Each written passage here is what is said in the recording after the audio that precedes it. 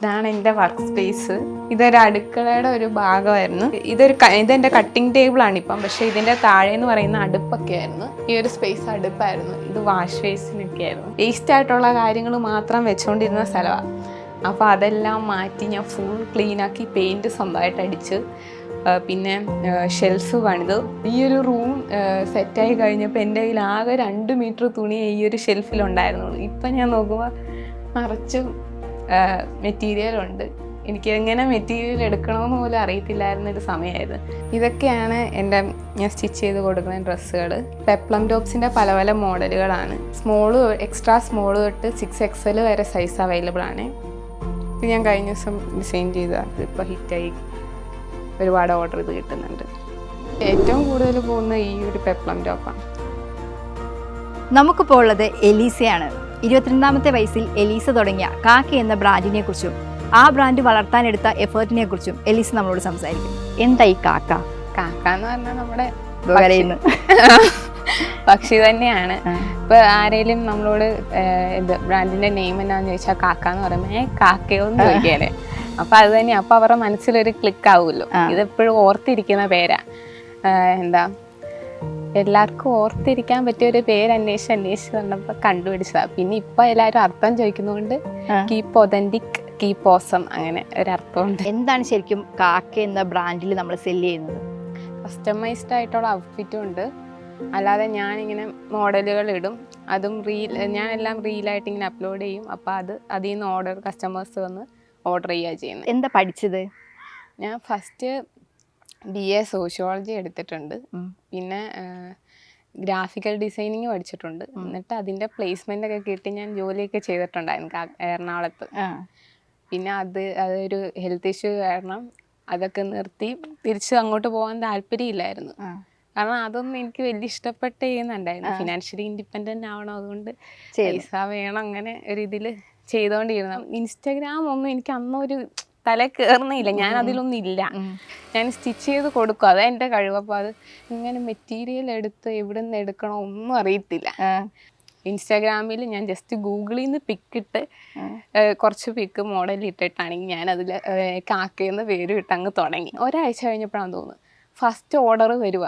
ഞാനിങ്ങനെ ഉറക്കത്തിൽ നിന്ന് ഇങ്ങനെ എണീറ്റ് വരുമ്പോൾ നിനക്കൊരു ഓർഡർ ഉണ്ടെന്ന് പറയുക. അപ്പോൾ എനിക്കൊരു ഇപ്പോഴും ഓർക്കും, ഭയങ്കര സന്തോഷം. ഇങ്ങനെ മനസ്സിന് എന്നാണ് അത് കണ്ടിട്ട് ഞാൻ തയ്ച്ച പോലും അല്ലാത്ത മോഡൽ ഇട്ടിട്ട് ആള് കണ്ടിട്ട് ഓർഡർ ചെയ്യും. അത് കൺഫേം ആക്കി. എനിക്കാണെങ്കിൽ സന്തോഷം കൊണ്ട് മേലെ. മെറ്റീരിയൽ എടുത്താൽ ചെയ്യേണ്ട അതൊന്നും എനിക്ക് കറക്റ്റ് അറിയത്തൊന്നും ഇല്ലായിരുന്നു. അങ്ങനെ എനിക്ക് ബൾക്കായിട്ടൊന്നും ഓർഡറൊന്നും ഇല്ലല്ലോ. അപ്പോൾ ഫസ്റ്റ് എന്നാ ചെയ്യണേ, മെറ്റീരിയൽ എടുക്കാൻ ഒന്നും കാശൊന്നും ഇല്ല. ഞാൻ വർക്ക് ചെയ്തെങ്കിൽ അതൊന്നും ഞാൻ സേവ് ചെയ്ത് വെച്ചിട്ടൊന്നും ഇല്ലായിരുന്നു. പിന്നീട് എൻ്റെ കയ്യിലൊരു പിന്നെ ആ വർക്ക് വിട്ട് കഴിഞ്ഞ് താഴെ ഒരു കട ജസ്റ്റ് ഒരു അക്കൗണ്ടൻ്റായിട്ട് ചുമ്മാ പോയിരുന്ന് ഒരാഴ്ച നിന്ന് അവിടെ നിന്നും പോന്നു. അവിടെയും പറ്റുന്നില്ലായിരുന്നു. അപ്പോൾ അവിടെ ഒരു 2000 രൂപ സേവിങ് ഉണ്ടായിരുന്നു. പക്ഷെ അത് ഞാൻ യൂസ് ചെയ്തിട്ടൊന്നുമില്ല. എൻ്റെ തയ്യൽ മെഷീനുണ്ട്. പിന്നെ അമ്മയുടെ പഴയ സാരി ഇങ്ങനെ ഡ്രസ്സ് ഉണ്ടാക്കി ഇടുന്നു, അങ്ങനെ റീലിടും. അതുമാത്രം പോലല്ലോ, ഞാൻ പഴയ ടൈലറിങ് ഷോപ്പുകളിൽ ചെല്ലും. എന്നിട്ട് കുറേ സഞ്ചിയായിട്ട് പോയിട്ട് നിറച്ചും ഇങ്ങനെ വീതിയുള്ള തുണികൾ അവർ വേസ്റ്റായിട്ട് മാറ്റി വെക്കുന്നതായിരിക്കും. അതെല്ലാം ഞാൻ പറക്കിക്കൊണ്ട് വരും. ബാഗ് നിറച്ചും പറക്കിക്കൊണ്ട് വരും. എല്ലാവരും നോക്കി ചിരിക്കുകയൊക്കെ ചെയ്യും. എന്നിട്ട് ഞാനത് എടുത്തുകൊണ്ട് വന്നിട്ട് ഞാനിങ്ങനെ ഓരോന്നിനും ഓരോ ടോപ്പൊക്കെ തയ്ക്കാനേ കാണുള്ളൂ. അപ്പോൾ ഓരോന്നും ഞാൻ ഡിസൈൻ ചെയ്തിട്ട് അതെല്ലാം ഞാൻ സ്റ്റിച്ച് ചെയ്ത് റീലായിട്ട് ഇങ്ങനെ ഇട്ടുകൊണ്ടിരിക്കും. പക്ഷെ അത്ര റീച്ചൊന്നും ഇല്ലായിരുന്നു. പക്ഷെ ഇങ്ങനെയൊക്കെ ചെയ്താൽ ശരിയാവുമെന്ന് എനിക്കൊരിതുണ്ട്. ഫ്രണ്ട്സിനോട് പറഞ്ഞു ഞാൻ ഇങ്ങനെ തുടങ്ങുവാണ്. കുറച്ച് നാൾ കഴിഞ്ഞിട്ട് അവരൊക്കെ എൻ്റെ കയ്യിൽ നിന്ന് എല്ലാവരും ഇങ്ങനെ ഓർഡർ ചെയ്യും. പക്ഷെ ആണെങ്കിൽ എനിക്ക് സൈസ് അറിയത്തില്ല. അവരൊക്കെ ദൂരെ ഉള്ളവരാ. അപ്പോൾ സൈസ് അവർ മെഷർമെൻ്റ് എടുത്ത് തരണം അങ്ങനെയൊന്നും എനിക്കറിയത്തില്ല. എന്നിട്ട് അവരൊരു മീഡിയം സൈസ് എന്ന് പറയും. ഞാനത് സ്റ്റിച്ച് ചെയ്ത് കൊടുക്കുമ്പോൾ അവർക്ക് കയർത്ത് പോലെ അവർ പറയുന്ന മോഡലൊക്കെ ആയിരിക്കും മിക്കവാറും സ്റ്റിച്ച് ചെയ്ത് കൊടുക്കുന്നത്. പക്ഷെ ആണെങ്കിൽ സാധനം അതേ ലുക്ക് ഉണ്ടായിരിക്കും. പക്ഷെ അവർക്ക് കയറത്തില്ലായിരിക്കും. എന്നാലും ഒരു പ്രശ്നമില്ല. അവരാണെങ്കിൽ എന്നെ സപ്പോർട്ട് ചെയ്തിട്ട് ഞാൻ പറഞ്ഞ അതിലത്തെ സെയിം തന്നെ ചെയ്തു തരാം, കുറച്ചുകൂടെ ലൂസ് ഇട്ട് കൊടുക്കും. അപ്പം അത് കറക്റ്റ് ആവും. അങ്ങനെയൊക്കെ ആയിരുന്നു. ഇത് സൈസ് ചാർട്ട് തന്നെ ഞാൻ ഇതിൻ്റെ ബേസ് പോലും അറിയത്തില്ല. അപ്പോൾ സൈസ് ചാർട്ട് തന്നെ ഒന്നും അറിയത്തില്ല. കൂട്ടുകാർ തരാൻ തുടങ്ങി. അനീത്തിയുടെ കോളേജിൽ നിന്ന് അനീത്തി ഇപ്പം ഞാൻ സ്റ്റിച്ച് ചെയ്ത് ഇട്ടുകൊണ്ട് പോകുമ്പോൾ നല്ല ഭംഗിയുണ്ടെന്ന് പറയുമ്പോൾ അവിടുന്ന് ഓർഡർ കിട്ടാൻ തുടങ്ങി. അങ്ങനെയൊക്കെ സേവ് ചെയ്ത് വെച്ചപ്പോൾ ഈ മിഷൻ പോരെന്നായി. സെക്കൻഡ് ഹാൻഡ് മേടിക്കാമെന്ന് വിചാരിച്ചു ആദ്യം. പക്ഷെ അതിലാണെങ്കിൽ 2000-3000 എങ്ങാണ്ടാണെന്ന് ഞാൻ വിചാരിച്ചത്. അപ്പോൾ തപ്പി ചെന്നിട്ടൊന്നും കിട്ടിയില്ല. അപ്പം എൻ്റെ അനിയത്തിയുടെ കൂട്ടുകാരിയുടെ അമ്മ ഇങ്ങനെ സ്റ്റിച്ചിങ് ചെയ്തുകൊണ്ടിരുന്ന. അപ്പോൾ ആ ചേച്ചിയുടെ കയ്യിലുണ്ടെന്ന് പറഞ്ഞപ്പോൾ ഞാൻ ചോദിക്കാൻ ചെന്നു. അപ്പോൾ അതും എനിക്ക് അഫോർഡ് ചെയ്യാൻ പറ്റുന്നില്ല. അപ്പോൾ ആ ചേച്ചി പറഞ്ഞ്, എടാ മോനെ ഇത് നീ എടുത്തോ, എന്നിട്ട് ഇത് സ്റ്റിച്ചിങ്ങൊക്കെ ചെയ്ത് അത്യാവശ്യം സേവിങ് ആയി ഒരു മിഷൻ വാങ്ങിക്കാൻ ആവുന്നവരെ മോനിത് യൂസ് ചെയ്തോ എന്ന് പറഞ്ഞു.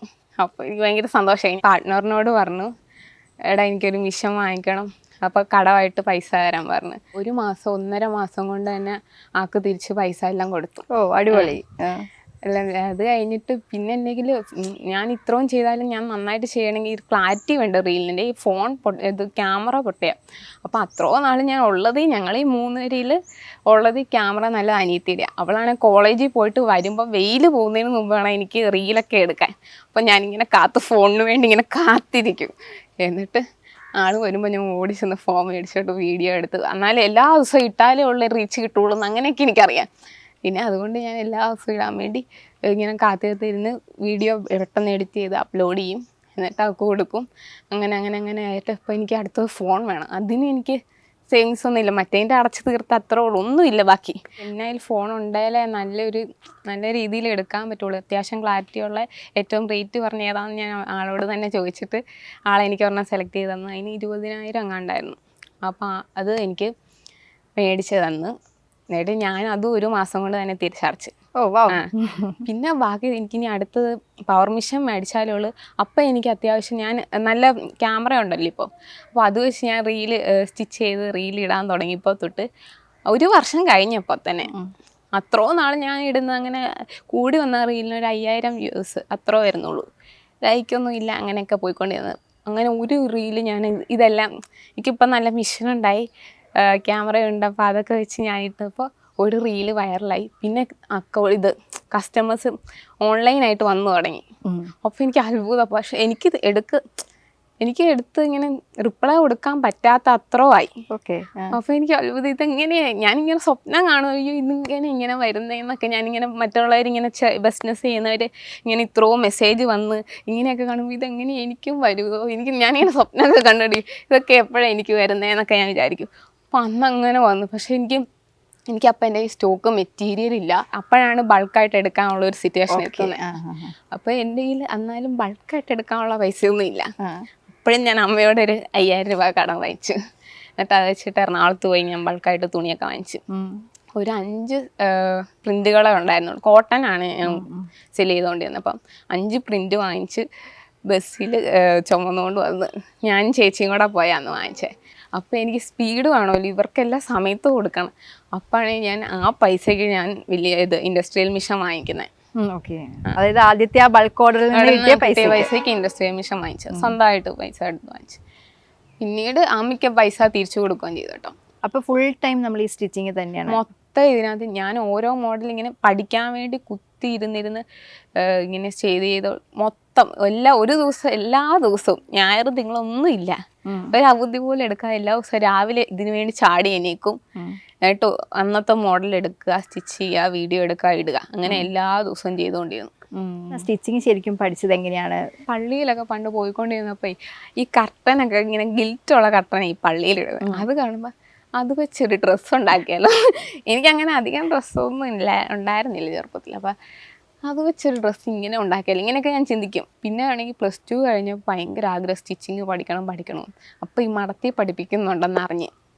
അപ്പോൾ അവിടെ ചെന്നപ്പോൾ അവരൊരു മാസത്തേക്ക് എനിക്കൊന്നും മനസ്സിലാകുന്നില്ല കണക്കൊന്നും. ബെറ്റിക്കോട്ട് പഠിക്കാൻ വൃത്തിക്കൊന്നും അല്ലെങ്കിൽ ഇങ്ങനെ മടക്കിയൊക്കെ അടിച്ച് ജസ്റ്റ് ഒന്ന് പഠിച്ച് ഏകദേശം ഒരു കാര്യം പഠിച്ചു കഴിഞ്ഞാൽ അവിടുന്ന് പോകുന്ന അടുത്ത കോഴ്സൊക്കെ ചെയ്തു തുടങ്ങി. അപ്പോഴാണെങ്കിൽ പിന്നെ കൊറോണ വന്നപ്പോഴാണെന്ന് തോന്നുന്നു ഞാൻ വീണ്ടും ഓരോ പഴയ മെറ്റീരിയൽ അമ്മയുടെ സാരി അതൊക്കെ വെച്ച് ഓണത്തിന് പട്ടുപാവാട തയ്ച്ചിട്ടുകൊണ്ട് പോകും. അങ്ങനെ ഓരോന്നും ചെയ്തുകൊണ്ടിരുന്ന് അങ്ങനെ കുറച്ച് നാൾ അങ്ങനെ. പിന്നെ അമ്മ കുറച്ച് മെറ്റീരിയലൊക്കെ വാങ്ങിച്ചു തരാം, അതിലൊക്കെ ഞാൻ ഉടുപ്പിടും. ഇങ്ങനെ തയ്ച്ച് കഴിഞ്ഞ് ഞാൻ ഇഷ്ടമുള്ള പോലെ തയ്ക്കുക, അത് ഇട്ട് കഴിയുമ്പോൾ എനിക്കൊരു വല്ലാത്ത സന്തോഷം കിട്ടും. അപ്പം അങ്ങനെ ഇത് കൊള്ളാലോ എന്ന്. പക്ഷെ എന്നാലും ഞാൻ പുറത്ത് കൊടുക്കണം, ഇതൊരു ഇങ്ങനെ പ്രൊഫഷനാക്കണം, അങ്ങനെയൊന്നും ഞാൻ വിചാരിച്ചിട്ടില്ല.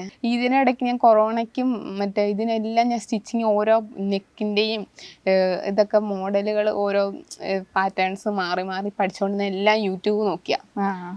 അതിൽ നിന്ന് വെച്ച് അത്യാവശ്യം എല്ലാം അറിയാം. പക്ഷെ സൈസിൻ്റെ കാര്യമൊന്നും അറിയത്തില്ല. എനിക്ക് സ്റ്റിച്ച് ചെയ്യാൻ ഏത് മോഡലാണെങ്കിലും എനിക്കറിയാവുന്ന രീതിയിലായി. പക്ഷെ ഇത് കൂടുതൽ പഠിച്ചാലുള്ളൊരു ഫാഷൻ ഡിസൈനർ എന്നൊരു സർട്ടിഫിക്കറ്റൊക്കെ വേണ്ടേ എന്നൊക്കെ വിചാരിച്ച് നല്ലൊരു കോളേജ് വേണമെന്ന് വിചാരിച്ച് കോളേജിൽ പോയി പഠിക്കണമെന്നൊക്കെ വിചാരിച്ചിട്ട്. പക്ഷെ എനിക്ക് ഒരുപാട് സമയമൊന്നും ഇല്ല. അത്യാവശ്യം ഓർഡറൊക്കെ കിട്ടുന്നുണ്ട്. എനിക്ക് പെട്ടെന്ന് തന്നെ പഠിക്കുകയും വേണം. അപ്പോൾ അതിന് വേണ്ടി ഒരു ഡിപ്ലോമ കോഴ്സ് ഞാൻ കോട്ടയത്ത് ചെയ്തു. പക്ഷെ ഞാൻ അവരോടാണെങ്കിൽ പേയ്മെൻറ്റ് കൊടുക്കുന്നതിന് മുമ്പ് എനിക്ക് ഇന്നതൊക്കെയാണ് പഠിക്കേണ്ടത്. കോർസെറ്റ്, പ്രിൻസസിൻ്റെ ഗൗൺ, അങ്ങനെയൊക്കെ ഉള്ള കാര്യങ്ങൾ പഠിക്കാൻ വേണ്ടിയാണ് ഞാൻ അവിടെ ചെന്നത്. എന്നിട്ട് ഇന്ന മോഡലൊക്കെ എനിക്ക് പഠിക്കണം. അപ്പോൾ അവരെല്ലാം ഓക്കെ പറഞ്ഞു.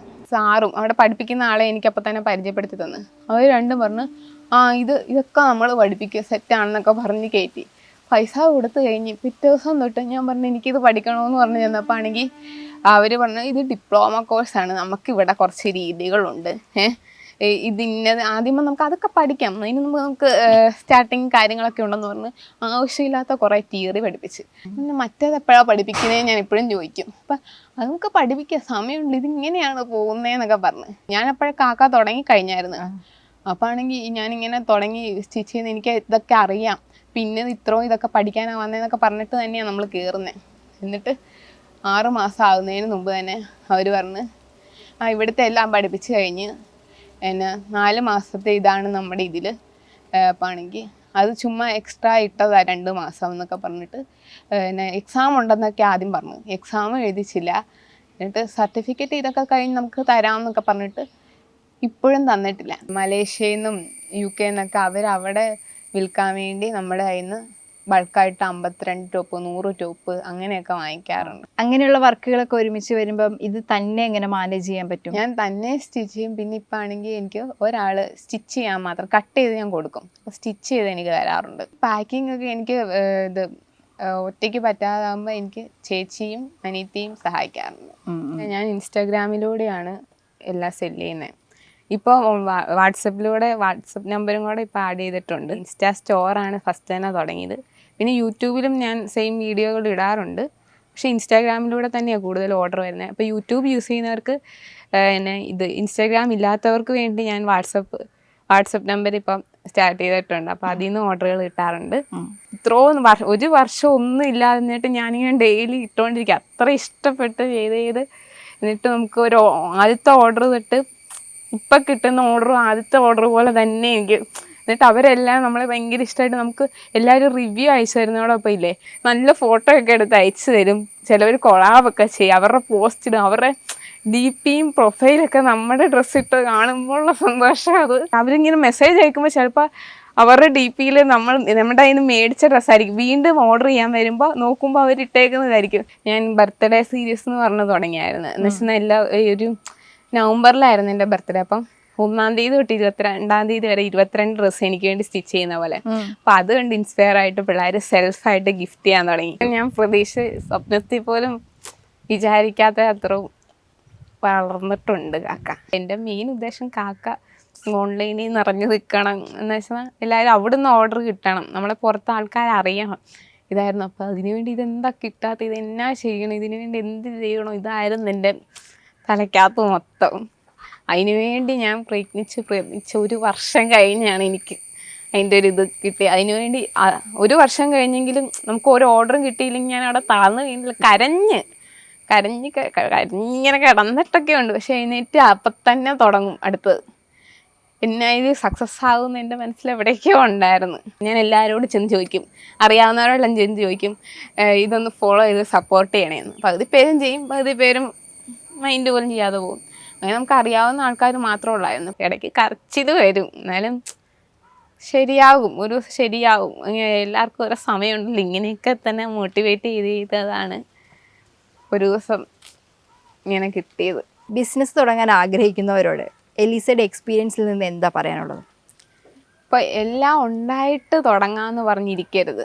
ഇപ്പം നമ്മുടെ ഇല്ലേ ഇപ്പം എൻ്റെ ഒരു ഇതെന്ന് പറയുന്നത് സ്റ്റിച്ചിങ്ങാണ്. ഇപ്പം നമ്മുടെ ഈ സൂചിയും നൂലും ഉണ്ടെങ്കിൽ അത് വെച്ചിട്ട് മെറ്റീരിയൽ വാങ്ങിക്കാൻ പൈസ ഇല്ല, മിഷൻ വാങ്ങിക്കാൻ എനിക്കൊരു മിഷൻ ഉണ്ടായിരുന്നു കേട്ടോ, പക്ഷെ മിഷൻ പോലും വാങ്ങിക്കാൻ പൈസ ഇല്ലെന്ന് പറയുന്നത് സൂചിയും നൂലും കൊണ്ടേ സ്റ്റാർട്ട് ചെയ്യും. അങ്ങനെ ഞാൻ കുറേ പേരെ കണ്ടിട്ടുണ്ട്. സൂചിയും നൂലും വെച്ചിട്ട് ഇപ്പം ഇൻഡസ്ട്രിയൽ മിഷൻ വാങ്ങിച്ച അങ്ങനെ സ്റ്റിച്ച് ചെയ്ത് നല്ല ഒരു നിലയിലെത്തിയ ഒരുപാട് പേരെ ഞാൻ കണ്ടിട്ടുണ്ട്. അപ്പോൾ ഒന്നും ഇല്ലെന്ന് പറഞ്ഞിരിക്കാതെ ഇന്ന് തുടങ്ങണമെങ്കിൽ ഇന്ന് തുടങ്ങിക്കോ. തൻ്റെ പാഷൻ കണ്ടെത്തി വിജയിക്കുമോ ഇല്ലയോ എന്ന് ഉറപ്പില്ലാതിരുന്നിട്ടും അതിൽ കഠിനാധ്വാനം ചെയ്യുക, പ്രതീക്ഷയോടെ മുന്നോട്ട് പോവുക. എലീസയുടെ കാക്കി എന്ന ബ്രാൻഡിനെ വിജയിപ്പിച്ചത് ഇതായിരുന്നു. ഇത് എല്ലാവർക്കും മാതൃകയാക്കാവുന്നതുമാണ്. അന്നയും തെരസയും എൻ്റെ സിസ്റ്റേഴ്സാണ്. ഇവരാണ് എനിക്ക് ബൾക്കായിട്ട് ഓർഡർ വരുമ്പോഴും അല്ലാത്തപ്പോഴൊക്കെ പാക്കിങ്ങിനൊക്കെ എന്നെ ഹെൽപ്പ് ചെയ്യുന്നത്. സ്റ്റിച്ചിങ്ങിന് ഇടയ്ക്ക് ഹെൽപ്പ് ചെയ്യാറുണ്ട്. പിന്നെ ഞാൻ കരയുമ്പോഴൊക്കെ എന്നെ കെട്ടിപ്പിടിച്ച് ആശ്വസിപ്പിക്കുന്നത് ഇവരാ. ഫസ്റ്റ് ഇപ്പോൾ ഒന്നും കരച്ചിലില്ല അധികം. ഒരു സാരി ഇല്ലാതെ ശരിയാക്കാമെന്നൊക്കെ പറഞ്ഞൊക്കെ എപ്പോഴും കൂടെ നിൽക്കുന്ന ഇവർ രണ്ടുപേരും. ഇതാണ് എൻ്റെ ആദ്യത്തെ മിഷൻ. ഫസ്റ്റ് ഞാൻ മഠത്തിൽ പോയി പഠിച്ച ആ ടൈമിൽ എനിക്ക് അമ്മ വാങ്ങിച്ചു തന്ന കേട്ടോ. ഈ പെട്ടിക്കകത്താണ് ഞാൻ ഷോപ്പുകളിൽ നിന്ന് മെറ്റീരിയൽ കൊണ്ട് ഇവിടെ കൊണ്ടിടും. എന്നിട്ട് ഇതിൽ നിന്ന് ഓരോ മെറ്റീരിയൽ എടുത്ത് അത് ഡിസൈൻ ചെയ്ത് സ്റ്റിച്ച് ചെയ്ത് റീലാക്കി ഇട്ടുകൊണ്ടിരുന്നേ. ഇപ്പോഴും ഒരുപാടുണ്ട്, പക്ഷെ ഞാൻ കളയാതെ വെച്ചുകൊണ്ടിരിക്കുക. കളയാൻ തോന്നുന്നില്ല.